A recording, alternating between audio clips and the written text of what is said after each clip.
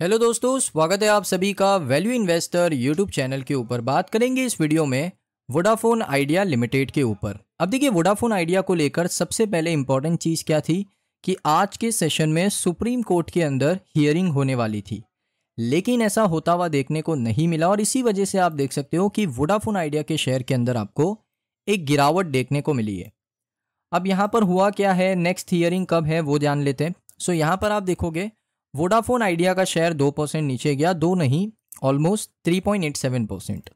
Supreme court ने differ किया है कि जो एजीआर का प्ली है उसका हियरिंग होगा 27 अक्टूबर 2025 को।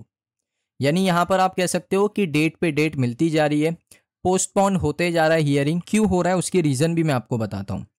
यहाँ पर आप देखोगे वोडाफोन आइडिया को लेकर दोस्तों सबसे इंपॉर्टेंट चीज़ क्या है कि सुप्रीम कोर्ट तैयार है हियरिंग करने के लिए, लेकिन यहाँ पर सरकार की तरफ से जो जनरल ऑफ इंडिया है तुषार मेहता, जो कि अपीयर किए थे कोर्ट के अंदर सरकार की साइड से, उन्होंने यहाँ पर टाइम मांगा है। यहाँ पर आप देख सकते हो ये चौथी बार हो चुका है कि जो हियरिंग है उसको शेड्यूल कर दिया गया है वोडाफोन आइडिया के पेटिशन के ऊपर। उसके बाद देख सकते हो वोडाफोन आइडिया ने एक fresh petition against department of telecommunication file किया था सुप्रीम कोर्ट के अंदर, जहाँ पर जो डिमांड था वो था 5,606 करोड़ का, जो कि फाइनेंशियल ईयर 16-17 के आसपास का था। इससे पहले दोस्तों यहाँ पर सेंटर ने कहा कि हम यहाँ पर अभी तक एक रिजोल्यूशन के ऊपर अराइव नहीं किए, यानी एक आप कह सकते हो कि एक फैसले के ऊपर अभी हम आ नहीं चुके हैं। कंपनी के साथ हमारी बातचीत चल रही है, कंपनी के साथ कोई भी यहाँ पर रिजोल्यूशन हुआ नहीं है कंपनी के साथ अभी तक, इसीलिए हमें थोड़ा और टाइम चाहिए। यानी जो डील है वो अभी तक बैठी नहीं है। एक बार अगर दोनों ही कंपनीज यानी डीओटी और वोडाफोन आइडिया के बीच में जो रिजोल्यूशन प्रोसेस है वो कंप्लीट हो जाएगा तो मुझे लगता है उसके बाद आपको हियरिंग देखने को ज़रूर मिलेगी।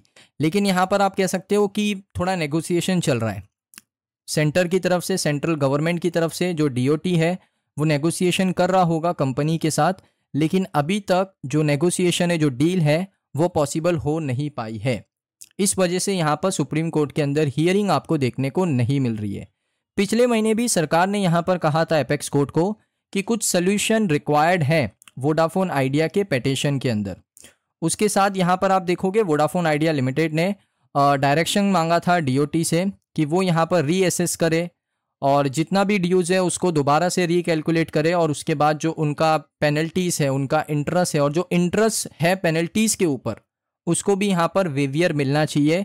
ये दोस्तों यहाँ पर वोडाफोन आइडिया का एक इम्पॉर्टेंट डिसीजन था जो उन्होंने डीओटी के सामने भी रखा था, और वो चीज़ वो सुप्रीम कोर्ट के सामने भी रखना चाहते हैं, बस हियरिंग नहीं हो रहा है, यही बात है। उसके बाद ब्लूमबर्ग ने रिपोर्ट किया था कि 6 अक्टूबर को यहाँ पर एक वन टाइम सेटलमेंट होगा, लेकिन ऐसा होता हुआ अभी तक देखने को नहीं मिला है। जो वन टाइम सेटलमेंट है वो अभी तक हुआ ही नहीं है। सो मुझे लगता है कि थोड़ा और यहाँ पर नेगोशिएशन चल रहा है वोडाफोन आइडिया और डीओटी के बीच में। जैसे ही ये नेगोशिएशन खत्म होता है उसके बाद सुप्रीम कोर्ट के अंदर हियरिंग आपको देखने को मिलेगा, और हियरिंग होने के बाद आपको यहाँ पर सुप्रीम कोर्ट एक डिसीजन अनाउंस करता हुआ देखने को मिलेगा वोडाफोन आइडिया के एजीआर को लेकर। मोस्ट प्रोबेबली यही हो रहा होगा कि जो सुप्रीम कोर्ट है वो यहाँ पर सिर्फ फैसला सुनाने वाला है। सारे डिसीजन को देखने के बाद, दोनों ही डीओटी और वीआई का जो डिसीजन होता है उसको देखने के बाद सुप्रीम कोर्ट सिर्फ फैसला सुनाएगा। मेन इंपॉर्टेंट है कि डीओटी और वोडाफोन आइडिया दोनों ही के बीच में जो नेगोशिएशन है, वोडाफोन आइडिया चाहता है कि उनको वेवियर मिल जाए उनके इंटरेस्ट के ऊपर, उनकी पेनल्टीज़ के ऊपर, और जो पेनल्टीज़ के ऊपर इंटरेस्ट है उसके ऊपर। सो इन तीनों ही चीज़ों के ऊपर वेवियर चाहिए वोडाफोन आइडिया को, लेकिन इसके ऊपर अभी नेगोशिएशन चल रहा है डीओटी और वोडाफोन आइडिया के बीच में। अब दोस्तों एक और इम्पॉर्टेंट खबर है जो वोडाफोन आइडिया के रेवेन्यू को लेकर है। सो वोडाफोन आइडिया ने दोस्तों बेट किया है 2G यूज़र्स के ऊपर, क्योंकि अभी सभी लोग फोकस कर रहे हैं 5G, लेकिन वोडाफोन आइडिया का मानना है कि हमें यहाँ पर 2G यूज़र्स के ऊपर फोकस ज़्यादा करना है, क्योंकि हमें हमारी कंपनी का रेवेन्यू ग्रोथ चाहिए। अब ये क्यों ऐसा कह रहे हैं वो देखिए। यहाँ पर आप देखोगे कंपनी का, मैं आपको सेल्स का डेटा बताता हूँ, रेवेन्यू का डेटा बताता हूँ, जिसमें अगर आप देखोगे ना आपको एक चीज़ देखने को मिलेगी कि जो ग्रोथ है वो बहुत कम है। यहाँ पर आप देखिए सिर्फ 2% का growth year on year basis पे, उसके बाद 4% का ग्रोथ, 3.83% का ग्रोथ, 4.89% का ग्रोथ।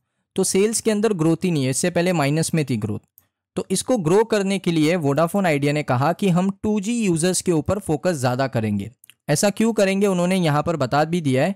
रिसेंट रिपोर्ट आ रही है मनी कंट्रोल की तरफ से कि वीआई के जो चीफ मार्केटिंग ऑफिसर है, सीएमओ जो है अविनाश खोसला, उन्होंने कहा कि इंडिया मोबाइल कांग्रेस के अंदर उन्होंने अनाउंस किया कि जो सबसे बड़ा सेगमेंट है इंडियन मोबाइल यूज़र का वो डिपेंड करता है 2G हैंडसेट के ऊपर, जिसका मेन रीज़न है अफोर्डेबिलिटी।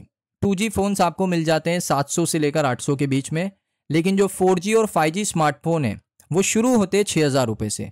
सो जो अफोर्डेबिलिटी ज़्यादा है तो मेन मार्केट है अफोर्डेबिलिटी वाला। मेन मार्केट क्या है? अफोर्डेबिलिटी वाला, जो अभी भी 2G यूज़र है, जो बहुत ही सस्ते फ़ोन यूज़ करता है और उनको ज़्यादा इंटरनेट से वो नहीं है। ऐसे बहुत लोग हैं जो इंटरनेट यूज़ भी नहीं करते, बहुत लोग हैं जो अभी भी 2G हैंडसेट यूज़ करते हैं और उसमें यहाँ पर इतना वो इंटरनेट का यूसेज भी नहीं करते। उनको मेन होता है फंक्शनल कि कॉल पे बात हो जाए बस। आपने देखा भी होगा ऐसे लोगों को। तो उसका रीज़न क्या है कि अफोर्डेबिलिटी है। वो प्राइस रेंज में जो फ़ोन आते हैं वो अफोर्डेबल है, और 4G और 5G के जो स्मार्टफोन्स हैं वो शुरू ही होते हैं 6,000 रुपये से, जो कि अफोर्डेबल नहीं है। तो इस वजह से यहाँ पर उनकी ये स्ट्रेटेजी है कि 2G के ऊपर भी फोकस करना है। और उन्होंने ये भी चीज़ बताई है कि अराउंड 4 मिलियन यूज़र जो 2G हैंडसेट अभी भी यहाँ पर यूज़ कर रहे हैं और बेचे गए इंडिया के अंदर हर महीने 4 million 2G handset 2G phones यहाँ पर बेचे जाते हैं इंडिया के अंदर, जो कि हमें ये चीज़ बताता है कि एक स्ट्रॉन्ग एंड स्टेडी डिमांड है बेसिक कनेक्टिविटी की। उसके बाद उन्होंने बताया कि जो 2G कस्टमर्स हैं उनको नेटवर्क क्वालिटी अच्छी चाहिए, उसके साथ यहाँ पर उनको एक अच्छा प्लान चाहिए जो अफोर्डेबल हो, जिसके ऊपर वोडाफोन आइडिया फोकस करने वाला है। लेकिन उन्होंने ये भी नहीं कहा कि हम 5G के ऊपर फोकस नहीं करेंगे। उन्होंने कहा 2G यूज़र्स के ऊपर हमारा फोकस है, लेकिन इसका मतलब ये नहीं है कि जो कंपनी है वो इग्नोर कर रही है नेक्स्ट जनरेशन की कनेक्टिविटी, जो कि है 5G सर्विसेज। अभी कंपनी ने अनाउंस किया है कि 29 सिटीज़ और 17 की सर्कल के अंदर आपको आने वाले कुछ ही महीनों में 5G की कनेक्टिविटी और इम्प्रूव होती हुई देखने को मिलेगी। यानी जहाँ जहाँ पर हमने 5G प्रोवाइड नहीं किया है वहीं पर भी हम 5G भी प्रोवाइड करेंगे। तो कंपनी मेन फोकस करेगी 2G यूज़र्स को और 5G का भी बिल्कुल ध्यान देगी। तो वोडाफोन आइडिया आने वाले समय में 5G यूज़र्स के लिए भी कनेक्टिविटी इंप्रूव करेगा और 2G यूज़र्स को भी यहाँ पर आप कह सकते हो कि एक कनेक्टिविटी को इंप्रूव करता हुआ देखने को मिलेगा वोडाफोन आइडिया, जिससे क्या होगा, कंपनी की सेल्स, कंपनी का रेवेन्यू के अंदर एक अच्छा ग्रोथ आपको देखने को मिलेगा। उसके अलावा दोस्तों यहाँ पर आप देखोगे अभी कंपनी के Q2 के रिजल्ट आए नहीं है, अनाउंस होंगे तो मैं आपके साथ वो भी शेयर करूंगा। इसीलिए मैं कहता हूँ कि हमारे channel value investor YouTube channel को आप सब्सक्राइब करके रख लो। वीडियो को अभी तक आपने लाइक नहीं किया है, वीडियो को लाइक करके रख लो और बेल आइकन को हिट करके नोटिफिकेशन को ऑल पे ज़रूर से सिलेक्ट कर लो, क्योंकि जैसे ही हमारा वीडियो यूट्यूब के ऊपर अपलोड हो आपको सबसे पहले नोटिफिकेशन देखने को मिले। मिलता हूं दोस्तों नेक्स्ट वीडियो के अंदर।